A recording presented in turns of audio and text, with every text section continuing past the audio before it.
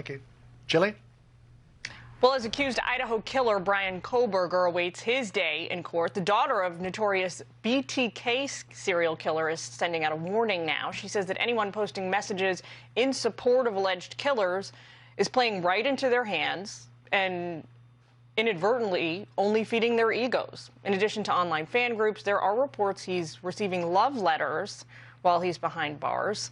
So let's bring in criminal defense attorney Mark Eiglarsh. Mark, thanks so much for taking time with us this afternoon. I want to read you a full quote of what the daughter of the BTK serial killer actually writes. She says this about murderers: they should not be celebrated or worshipped. In doing so, people are only feeding their egos. In some cases, particularly with women over the years, I've seen unhealthy attachments arise with my father.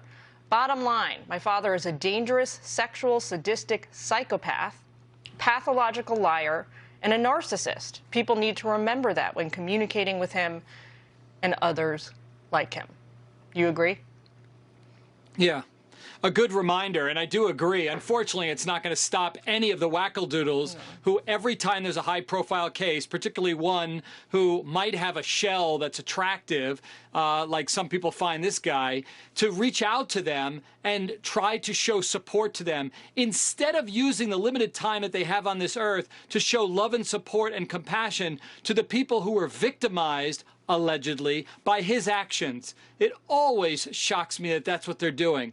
But again, you got on one side ego spikes potentially going through his head, but also you've got swirling in there is, my goodness, there's overwhelming evidence that I'm facing that could potentially result in me serving the rest of my natural life in the brutality that is prison, or worse, death.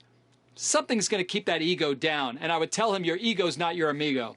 Well, John and I are pretty baffled by this phenomenon you see where women end up falling in love with or thinking they've fallen in love with convicted killers, you know, behind bars for life, on death row, whatever it is. A lot of these guys, these murderers, end up having long-term relationships with multiple women.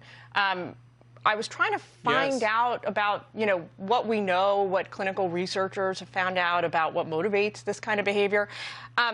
It's called, apparently, the phenomenon hybristophilia, which is defined as a sexual interest in and attraction to those who commit crimes. What do you know about it? Wow. We're learning. We learn a lot. I know nothing. That was a beautiful educational moment that we all had. It's good to know. We saw it with Lyle and the other Menendez, you know, women throwing themselves at them. We actually saw it with Casey Anthony. We saw it with Jodi Arias and Ted Bundy down here in Florida. I mean, yeah, he might have had ego spikes from people sending letters and cards to him, but how'd that work out for him, really? That's rhetorical. He's dead. Yeah, right. I mean, all of this is very disturbing. We'll keep digging through this, bring you back to talk about this over the coming weeks as this trial gets underway, probably not until the spring. All right, Mark, thanks so much for taking time with us. My pleasure. You bet. Hybristophobia. Who knew? A loose moose alert coming up.